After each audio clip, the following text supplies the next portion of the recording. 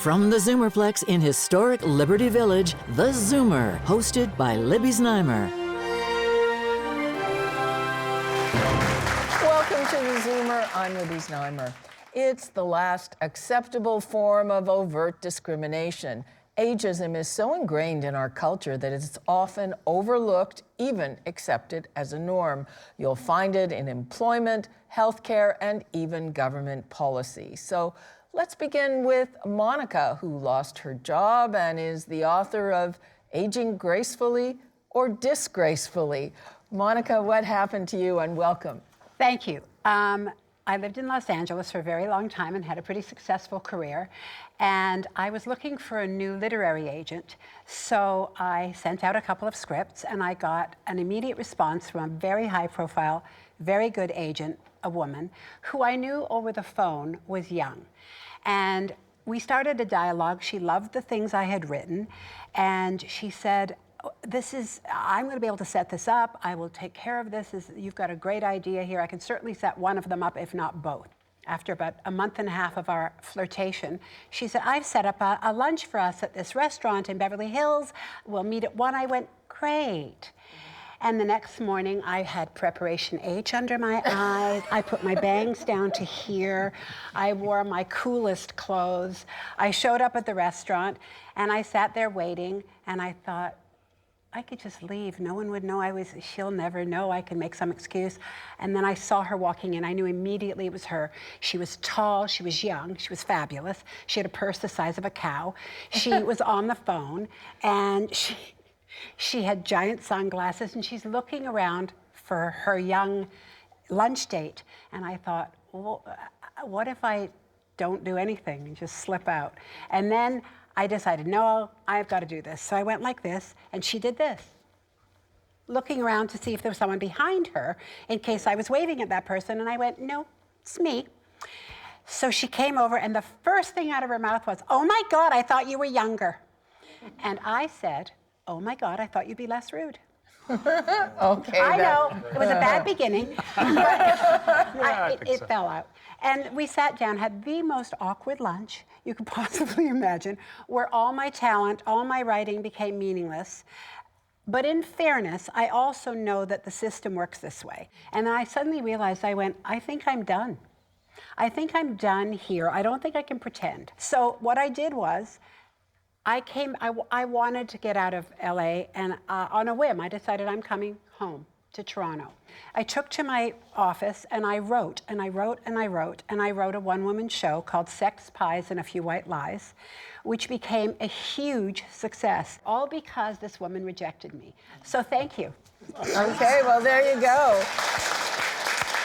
Sometimes it's a gift. As they say, one door closes and another opens, but in the circles of people that I know, it's almost a rite of passage.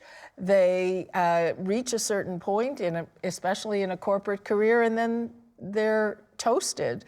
But it's something that we encounter everywhere, even at the beauty counter at the drugstore. Everywhere. It's all over corporate, regardless of your industry. I mean, I've been in fashion, telecommunications, commercial real estate, food and beverage, hospitality, and it is in every industry. It is not industry specific, and there's so many industries I have no experience in. But at the end of the day, ageism sits on this foundation of assumptions. That's what it is. It just sits on assumptions that are not true. We don't, we aren't too expensive to hire. We aren't overqualified, which is like the stupidest word for me. Like it just gets, it makes no sense whatsoever, overqualified. That in itself is just this shroud to cover up all sorts of biases and assumptions. I really fundamentally believe that it starts from the top mandating that this is just not acceptable. I work with gendered ageism, specifically women. When I decided to let my hair go gray, which it is now, I was born with jet black hair, and immediately I was treated differently. And just a very short story, I want to keep this super short. I decided to let my hair go gray. My car had something happen to my car. I said to my husband, can you take me in? And we went to this rent-a-car place, which I will not name. I had no makeup on, my gray hair, and I got in there, and he said to my husband, who happens to be 12 years younger than I am, I'm gonna be 61 in a few weeks, and he said, "What kind of car would your mother like?" Wow. There you go. It's everywhere. It's everywhere. We're going to get into all those specific aspects, but just before we wrap up our first segment, so both of you are in healthcare, and we will delve into that, but there's plenty of ageism in healthcare. In healthcare, there's no question about it. And, you know, I'm also teaching at the University of Toronto, and I'm teaching medical students. And, you know, when you ask them what they want to go into, it's, you know, it's cellular biology, it's neurosurgery, it's genomics, it's all this, and almost never would it be geriatrics or anything. It's very, very rare. They see aging as chronicity. This is a chronic problem, not interested. And the whole healthcare way of thinking is, let's focus on something we can fix fast. And it goes unquestioned, and it goes unquestioned by faculty as well. It's a real problem. Mm-hmm. I think Kerry has, stated that really well. I think the issues that we're exploring today, I think because ageism permeates our kind of social and cultural language, we're going to see it infused, unfortunately, kind of in every facet of our existence, whether it's everyday work or it's in healthcare or in tech development as well. Well, Rudy, the whole raison d'etre for CARP is fighting ageism. The problem is cultural. It's embedded in not just industry, and it's embedded in our culture. And I think specifically the industrial Western culture, where once you're no longer industrially productive, it's like, enough of you. I do a lot of work in certain Asian countries like South Korea and Japan and Taiwan. And you walk into a room, and if you could be older, you'd be more glorified, right? They love it. Whereas in North America, walk into a conference and, you can tell the looks are like, what's this old fart doing here? And it's part of that culture where we just don't appreciate the fact that when you reach the certain age of being an older adult, that you're a senior citizen, you're an elder, you have a lot. You've contributed a lot, you've built the community, and you have a lot more to offer. But in our industrial model, doesn't recognize that. It's like, now you're a problem. And I hate that term, senior citizen. Donna? I also share people's concern that ageism is really everywhere. Part of the concern I've got is we internalize that as well, too, that we think that when we are going to reach that magic age of 65 or whether we're going to suddenly become ill and old and in hospital or nursing home. And my research over 30 years has proved that that is a myth over and over and over again. 2 out of every 3 people that are admitted to hospital are under the age of 65. But we're seeing some wonderful improvements, I think. One being that people are retiring later and later in life. And it's because we're healthy. We're living longer. We're doing well. So we have a lot of ingrained myths out there, and we internalize those. Okay, well, when we come back, is there a cure for ageism in healthcare? More of the Zoomer.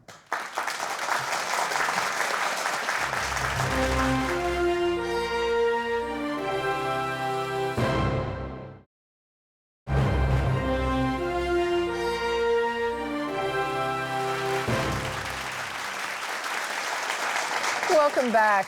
Ageism in healthcare can take many forms. Some types of screening and procedures are limited by age based on general assumptions about life expectancy or the ability to recover. And then there's the attitudes and behavior of some healthcare workers who might be impatient, dismissive, and less attentive to the healthcare needs of older adults. So let's talk about some of the examples. And my husband, Doug, is in the audience right there. He is one of the fittest people on the planet for his age. He's got longevity in his family, and he recently had a colonoscopy, and they said, well, this is probably the last one. Well, why? Because of his age. And I'm thinking, well, he's going to live till 100 if he doesn't get whacked on his bike. So that's just one example, Kerry. Well, I mean, the attitude is the biggest problem, in which, you know, expecting that people that are older are going to have a lot of problems, expecting that rehab is not going to be as successful. And then, of course, the real tension is the long-term care situation. We saw that, you know, with the pandemic, and the lack of resources that are available to what most people really want and need is community support if they do have challenges and if they are truly elderly, I mean much older. And so that's where, you know, we fund our teaching hospitals enormously, and yet study after study after study says we need more support within the community, and that's one of the ways to address the health and well-being of older people. And there's no question about that, but we just don't do it. Here's another thing, you know, this magic age of 65 came into being by Otto Bismarck in 1860-something, I think. People that I know of around that age are generally youthful and in good shape. And this is somehow the magic line, and it's also the magic line for a lot of procedures, Nicole. I find it so interesting because age is so complex. You know, we can think about psychological age, chronological age, and biological age as well. And we might be on different paths for all those types of different ages, and yet we still seem beholden to this subjective age of 65 as determining so much in our everyday lives, whether it's work, whether it's participation in different areas of life as well. And I think as longevity is changing as well, that age necessitates, I think, a revision as well, or it shouldn't be such a definitive line, I suppose, in deciding so many facets of our lives. For certain kinds of chemotherapy or difficult treatment, there's an age cutoff because of side effects, so you'd hope, and I'm pretty sure that they look at the individual as well, Donna. Yes. The sad thing is these hard ages are definitely used to justify whether someone gets the treatment or doesn't. And it should instead be a health factor. So you could have a 25-year-old who has lived on the street and not eaten well for years and you know, had a drug habit, alcohol habit. And that person could be on a transplant list, whereas a 66-year-old or you know, could be left off the transplant list just based simply on age. During the pandemic, I remember we were wondering, and in some places there were directives that if there are two people who are equally sick, you deal with the younger one. Mm-hmm. Ageism was rampant during the pandemic, and you know, we focused so little on the people that needed help the most, which was long-term care. Certainly in Ontario, in the early months of the pandemic, it was a crisis level. Our response was really very, very slow, and I really think ageism was underpinning that. I don't think we ever got to that. I think we learned a little bit, but not a lot. And of course, social isolation can hit us at any age, but it's particularly known to be more of a factor in later life. And we know that ageism, or experiences of ageism, can also really impact or increase your feelings of social isolation. When we come back, we'll discuss ageism in the workplace.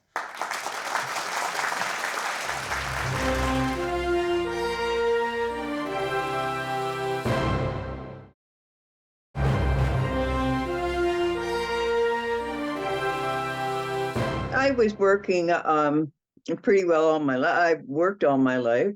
Once I hit about 50, 51, 52, people kind of looked at you a different way, and before you know it, you've lost your job. So it was just the way I looked. If I'm not 20 and very pretty, but then at 20, I didn't have the experience I had when I was 50. I can even go to Rogers, maybe about my phone or something. Even now, they will talk to me like I'm a little kid, that I don't know what I'm talking about, and I do know what I'm talking about. You know, you should be treated but with respect. I don't care how old you are. If I was 90 years old, they should still talk to me like I'm a human being, you know. Ageism in the workplace is a huge problem. Many people I know, especially those in corporate environments, lost their jobs as they hit their 50s, only to be replaced by younger, cheaper employees who don't or didn't necessarily know how to do the job. Now, some industries and professions are worse than others. So, LA, what is your take on that? There's a magic number in corporate as well. There is a magic number in corporate. And for women, that number can be 40. That is not, it can be 40, because what happens is you're in your 20s, you don't have enough experience, I can pay you less, I can get away with a lot more. In your 30s, my goodness, now all of a sudden you might have a baby. And so I might have to pay you maternity leave, or I might have to, so I'm not gonna promote you as quickly. In your 40s, now you've got a bit more confidence, you've got some money in the bank, you're a little bit more settled, you might become a director, a partner, a vice president, you're finally there. And then wham, you're in menopause. And in corporate, it's slow, but what starts to happen is, it's okay, you can probably sit this meeting out but we'll make sure you get the notes. Or, you don't have to come, we're actually gonna do a jog before the meeting, so why come to the conference? Because it's gonna be pretty active. There's all these hidden messages that are just rife with bias. If I was starting as a woman, I'm all judged on what I look like. They call it lookism. Women are judged much differently on how we look than men are, period. We don't need more surveys or research or studies to prove that. We just don't. See, I'm in teaching hospitals, so it's a young environment to begin with, and there's an expectation that it stay relatively young. And most people, as they get older, tend to fade away and become, move into other domains. But a point I want to make is the families, of which I've worked with thousands, will say, I don't know how to say this politely, but is there anyone with gray hair? Like, these people are teenagers, right? Like, can somebody, is there anyone senior here? They're calling for, this is medicine. You're not going to convince them that several decades of experience is not useful. Like, they're not, they know it is. And so that's one of the problems. The age of 65 came about during the height of the Industrial Revolution, when a lot of people's jobs were like beasts of burden. And so you were lucky to make it to 65. And that's the industrial age. And it was so bad that the British philosopher Thomas Hobbes said life was nasty, brutish, and short. Well, we're in the post-industrial era, where people are living well beyond 65. They have 20, 30, 40 more years ahead of them, and the system hasn't adjusted. I was forced out of my job as the CEO of a public institution, a Crown corporation. Once I turned 60, there was a lot of pressure to succession planning, despite the fact that I was saying, hey, I've got a lot more runway ahead of me. I'm excited. I'm not interested in retiring. I'm not going to have other people tell me when I'm done. I want to just say, having come from a place that is rife with surgeries to look younger, my son is 30-something and he does Botox. And that, when I found that, I was really astonished. And I know it's preventative. He's looking at his future. And you don't look younger. You definitely don't. You look weirder. You look like you come from another planet. Well, young people on Instagram they look weirder too, in my opinion. I think it really speaks to how our social fear of growing older really starts quite young. And there's studies about children watching Disney films, for example, and that's really where they're forming their conceptualizations of what older people should be or can be. Witches. And witches and hags and things like that. And women get the worst of it. It's very gendered. Absolutely. And so we form these ideas so early in life, and it carries with us throughout our entire life course. You said something earlier about, the Disney, the looking. Yeah. All I could think of when you said that was a study that I just saw recently with AI. And, it was an AI bot, and it was a photo AI, and we keyed in a menopausal woman. The images that come up are a woman with her hair on fire, a woman going like this with really deep lines and miserable, or someone with a fan.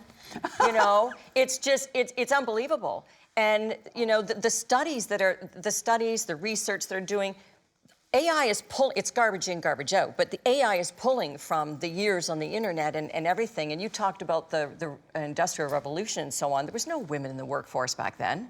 So the information that's being pulled is just, as if we're not starting out low anyway. It's not helping us. It's just not helping us. We'll be right back with more of the Zoomer.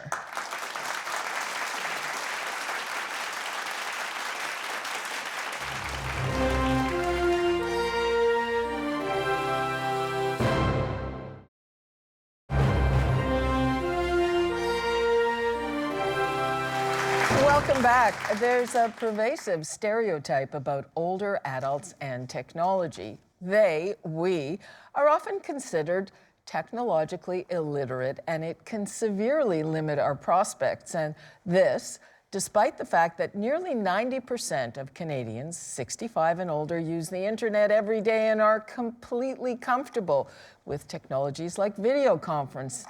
So we may not be digital natives, but most of us could not get by without spending much of our time online.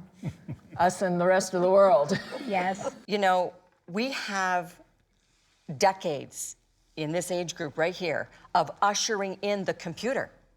We were there when there was no computer, and the next day these machines showed up on our desk and they were huge and we just had to figure it out.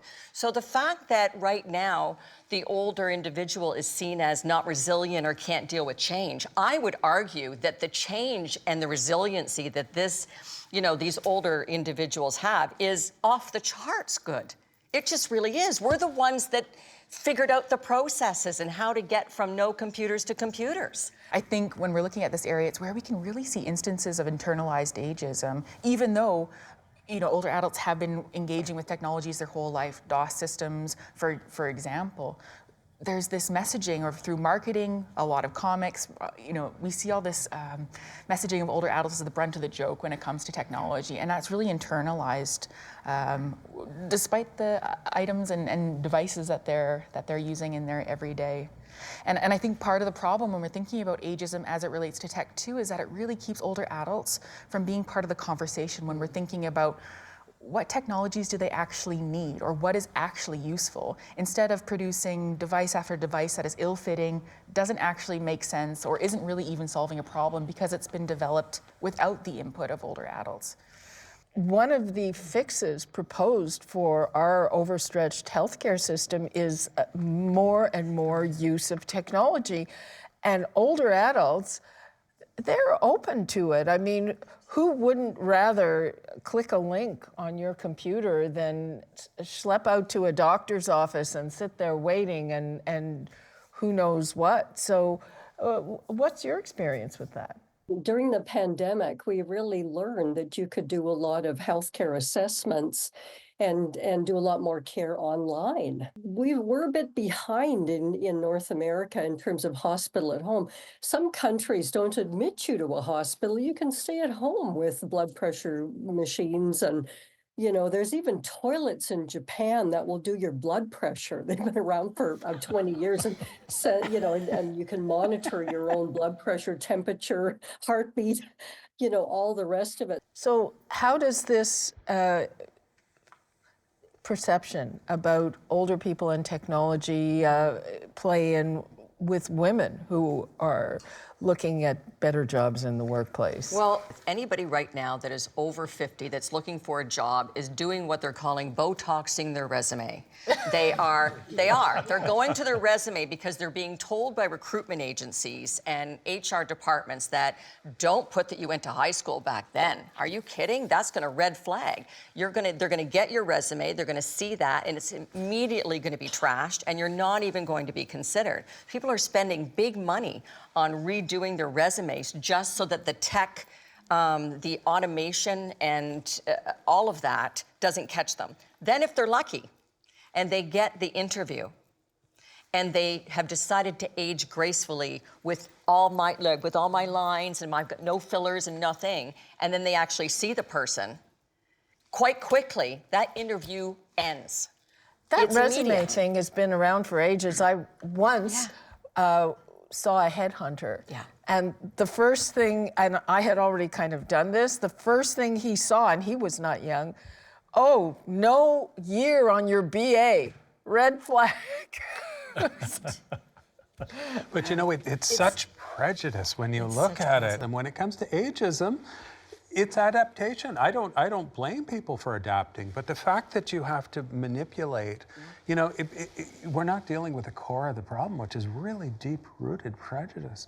I would just also say, you know, I'm often working overseas these days, and in other cultures, I'm often in Africa, and age is not a problem. And I won't get into the thought experiment, but I teach ethics. So, you know, I do thought experiments here. Would you save the older person or the younger person? What we spoke of before, triage. And what I was seeing with some of the African students is it would be the older person. And when I asked why, because they have wisdom, because they can help with society, because they can help give us direction. When I do these things here, no, 25-year-old over an older person any day, they've got their whole life ahead of them, they have potential. And you know, there's no guarantee any 25-year-old is gonna have a full life, and there's no guarantee any 70-year-old has limited time. Because the older people are valued in these countries, right? Like there's a value, not just an elder, but they're valued. And when that's same with women. If you value women, it's a no-brainer. But isn't that what we grew up with? That the elder people had the wisdom and that we should turn to them, and now they have to pretend to be like they've got a comb over and they're hiding and they're doing things without having a face because the minute, well, it's what you said. You walk into a meeting, you've had this great interaction. It's the same thing that happened to me. And the minute you come in, there's absolute prejudice immediately. And so how do you fight that? That's really the question.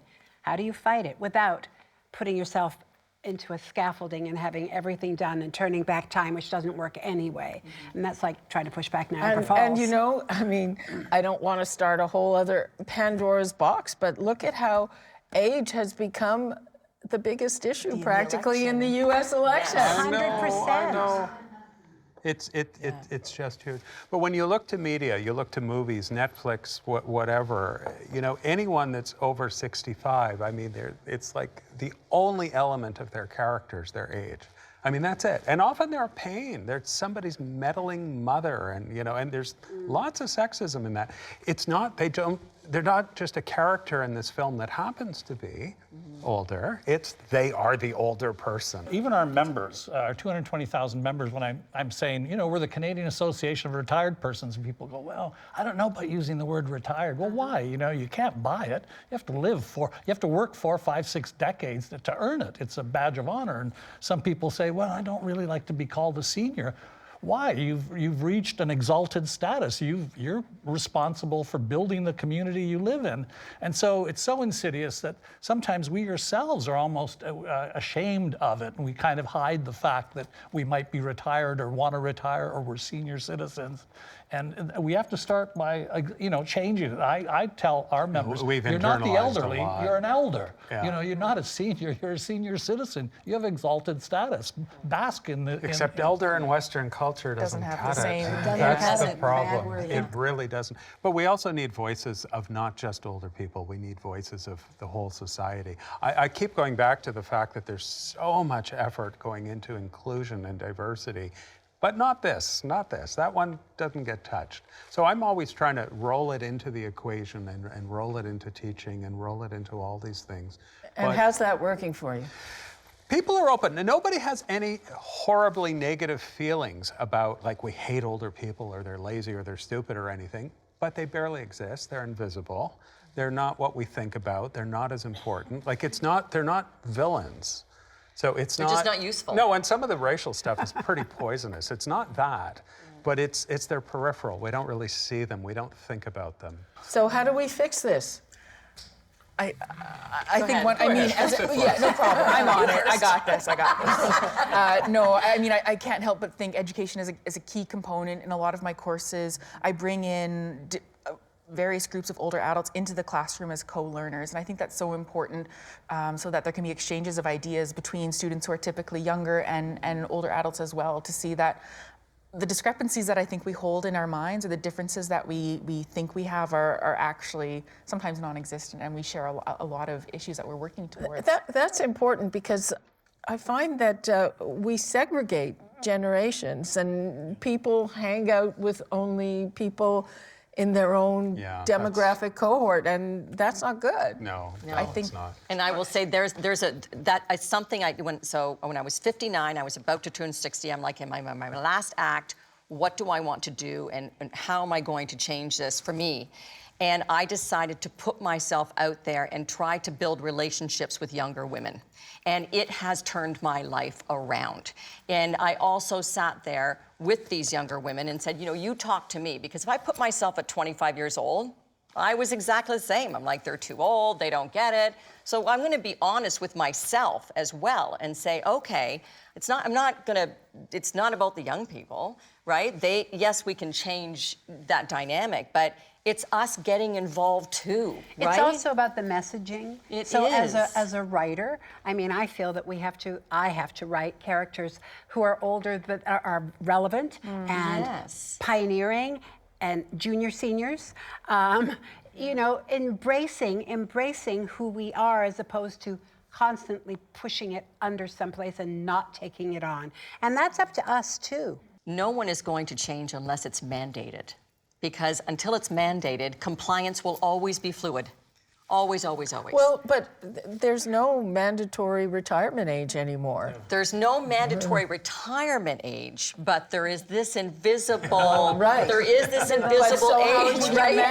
If it's not mandated. Right. So, I think implicit and explicit ways. Yeah. Implicit, explicit, exactly. And then, you know, you can't speak to anyone who's been let go for ageism because they've got a nice little severance package tied up in an NDA bow, so they can't talk about it because they're shackled. And so for me, when I say mandate it, I'm talking the very top. You don't know you have an ageism problem. There's 4 or 5 reports you can look at. You can know exactly what your ageism problem, who's being let go, who's being forced out, and so on.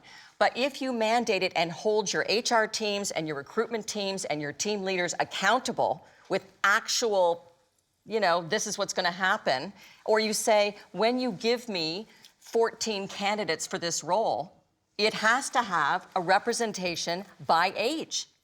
It has to have a representation by age, back to your point with the DEI. Yeah. You make that mandated, I'm not gonna start interviews until the candidate pool is reflective of who it needs to be reflected of. That's just not happening. Yeah. Big issues, big ideas. There's more after the break. Don't go away.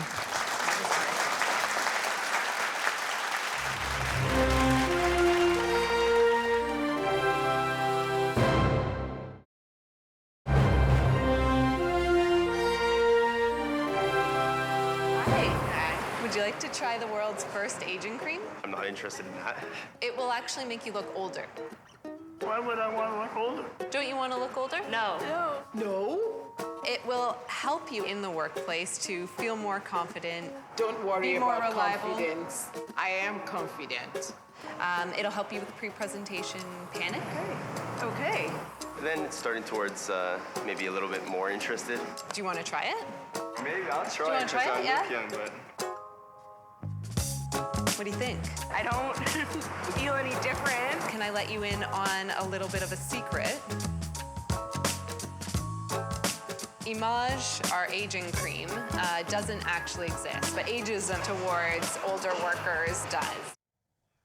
Of course, the people at the malls giving you testers of that cream are telling you it's going to make you look younger, and if you put a little dab on, they'll say, taken 10 years off. Well, in the meantime, there's been a push to stop using the term anti-aging in the beauty industry, and Zoomer magazine has been at the forefront of that. And some companies have been using older models. So is that a genuine move, or is it just a token gesture? I don't know. You look at, you know, they say that we're the market with money, right? We're the ones that have all the cash to spend. So that they're marketing to us and our insecurities. I'm guilty. I have a drawer full of creams and lotions and potions that I've been seduced into buying with brilliant tags. Absolutely. They're working. Right. Right, but absolutely. It's the whole, we're punished for aging gracefully. Like just without anything. There is punishment there. You still need a little moisturizer. I have moisturizer on, I put makeup on this morning, and I'm like, oh, I got my mascara on. But at the end of the day, it's also, you know, not judging those individuals who want to do something special for themselves. I mean, for me, it's individual, but at the end of the day, there's so much money being spent in this industry It is a moneymaker. No one's going to stop making this because it's making so much money. So what we can do, for me, what I think we can do, is that we can just step out and just talk, be more of a positive voice about this is what it looks like to look like 60 or 70 or 65 or whatever it is. That's what we just said. Yeah, change the language. Just change the language. Yeah, so some are moving away from anti-aging. I'm not sure what they're all calling it now. And there are some icons, but again, there are people who are kind of gorgeous, like Helen Mirren. What is she? She's well into her 70s. She's late 70s.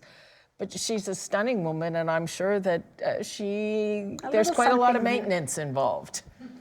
You know, there's no denying that there's beauty in youth. You know, I certainly love the hair I used to have, and there's no cream for that. But but it's, I think, something that you said. It's about aging gracefully. That aging is part of a natural process, and you become used to it. Recently, there's been this wave because of my own wife and circle of friends, where women have let their hair go gray. Hello. And I look at it and go, well, that's fantastic. You know, and I think slowly people have come to realize the beauty of it and realize, hey, that's your natural hair color. It's fantastic. And it is a fashion thing for younger women to dye their hair gray. Of course, they're going to take that from us now, right? Right. Come on, let me have my gray hair. But it's also, you know, we talk about, you know, the gray hair, but at the end of the day, and the way we look, but when I said aging gracefully, I also didn't mean aging meekly. Like, gracefully has this like, oh, we're so nice and this and that, and I'm like, I don't want to, I'm not saying grow like that. I'm just saying, you know, because you come into your voice, and I have more power and energy, but be graceful in that, just try. Just try, and it's in our conscience. Like, it's just. I call it aging disgracefully because I'm not going to be subject to all the rules and regulations. I want to do whatever it is I want to do. I've earned that. That's what the great thing about getting older is. We've earned the right to choose how we want to deal with this. And yes, we have to push and push and push because there's resistance. So I want to be part of the resistance movement. One of the concerns with anti-aging, you know, self-esteem is a good thing, but mostly it's snake oil. When you look at the evidence, there really is no specific anti-aging technology that works.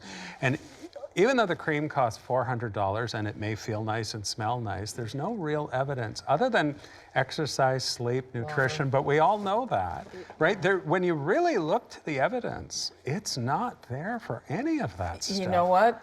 The $20 drugstore cream is just as good. It's good. Well, they say pig fat is also really good, and I don't know how expensive that is. It might smell. You can't eat the bacon anymore, so how are you going to do that? But, you know, and several people have said it, you know, we've all internalized so much of this ourselves that's part of it, isn't it, you know? But the evidence is simply not there. So there is an element of fraud to this, because I think a lot of people think, you know, clinically proven.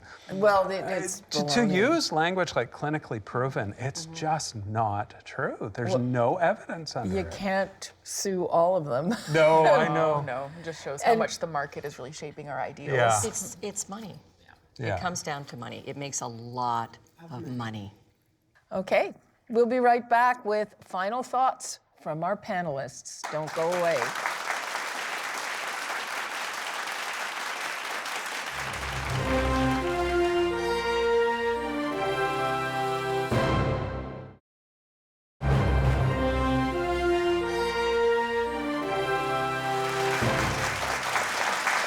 Welcome back to theZoomer. It's now time for final thoughts from our panelists, starting to my left. I might mess this up, but when Winston Churchill said, "When youth departs, may wisdom be enough." That's my wish. My wish is that, you know, when corporate of all industry is hiring, hire on skill. That's it. Hire on skill, period. If we really care as a society about inclusion and equality and justice for people, you can't just leave this whole cohort out. Age has to be brought into the conversation, and we have to bring it in every chance we get. I think if, you know, we're combating ageism as, you know, the remaining kind of socially accepted form of discrimination. I'm excited that these conversations are happening. I think there are so many different facets of our lives that need to be addressed when we're thinking about ageism, whether it's media, representation, or work, or education, or the policy documents that we create. So I'm hopeful that small changes will lead to some bigger felt changes as well. I think we have to just take it on, and I think ageism is an outdated concept. I really believe that. I think we have to own it and do it the way we want to. As I've gotten older, I've gotten much more comfortable in my own skin. It's important to get the people around me just equally comfortable. I think coming from a small Italian town, we're used to a multi-generational community. And I think it's important for people to continue to be part of a multi-generational community and to mix with all ages and encourage each other and learn from each other. I think we can all agree that ageism is everywhere, and it's really, really overlooked, and it's a huge prejudice. But until we start getting laws and employment policies and whatever that eliminate ageism, most older people are living longer, living well, doing great things in old age. And so let's get some facts out there as well, too. Thank you. And that's it for us this evening. The aging of our population has always been portrayed as a crisis rather than an achievement. But the evidence that we're living longer and healthier may finally be starting to get through, and hopefully the sheer weight of our numbers will help end the scourge of ageism. To get in touch, send us an email at comments@thezoomer.com. As always, thank you to my panel and to you at home. We'll see you soon. For now, it's time to zoom out.